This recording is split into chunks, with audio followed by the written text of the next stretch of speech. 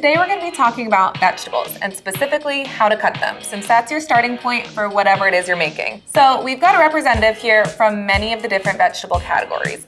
Broccoli in the cruciferous family, bell peppers to represent peppers, we have potatoes in our root vegetable category, and then kale and Swiss chard to represent leafy greens.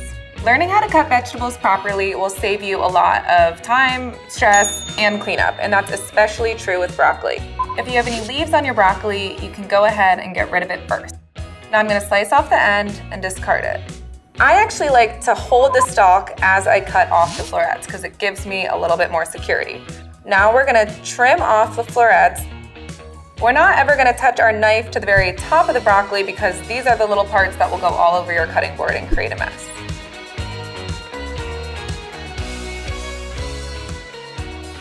If you want to create a smaller floret, simply slice through the stem and break it apart with your hands.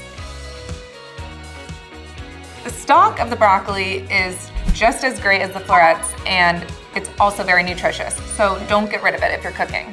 The best way to prepare it is after you've already chopped your florets, take a Y-shaped peeler, get off any of the really tough outer parts. We can just slice it into rounds. The best way to cut a bell pepper is the one that makes the least amount of mess. So what I like to do is just cut off each side, rotating as I go.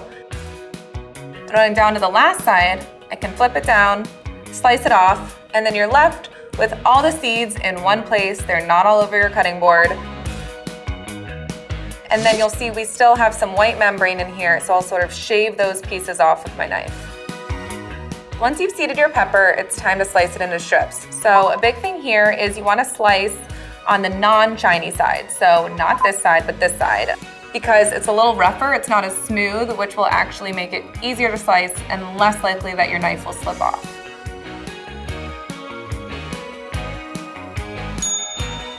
A lot of root vegetables are round and want to roll around on your cutting board. We're going to take a potato and I'm going to show you how to slice off one end so that it can sit squarely and flat on your cutting board. And then we're going to chop it. I'm going to start by slicing it into long planks, and then I can stack these planks on top of one another and create nice thin strips, which would be great for a French fry. If I want to take it one step further, I can cut them into cubes, and that would be great for a hash brown. Now we're going to talk about leafy greens. So I've got rainbow chard here. We're just going to cut right along the stem here until we have a stem and the leaf. Now I'm going to stack one on top of the other, fold the bunch in half, rotate it towards me, and start rolling.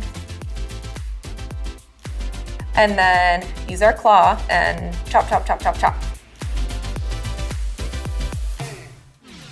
Just like broccoli, the great thing about rainbow chard is that the stems are edible and you can and should be cooking with them. Because our stem sort of tapers off to a point, to get evenly sized pieces, we can chop the thicker end off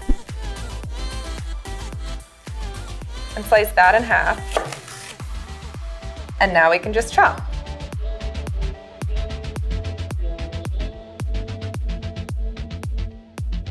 Kale is even easier than rainbow chard because you don't even need a knife to separate the leaves from the stems.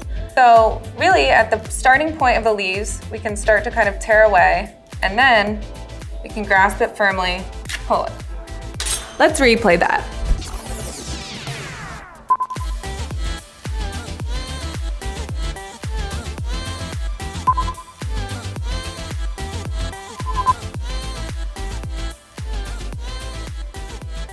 We can chop our kale leaves the same way we chopped our Swiss chard leaves.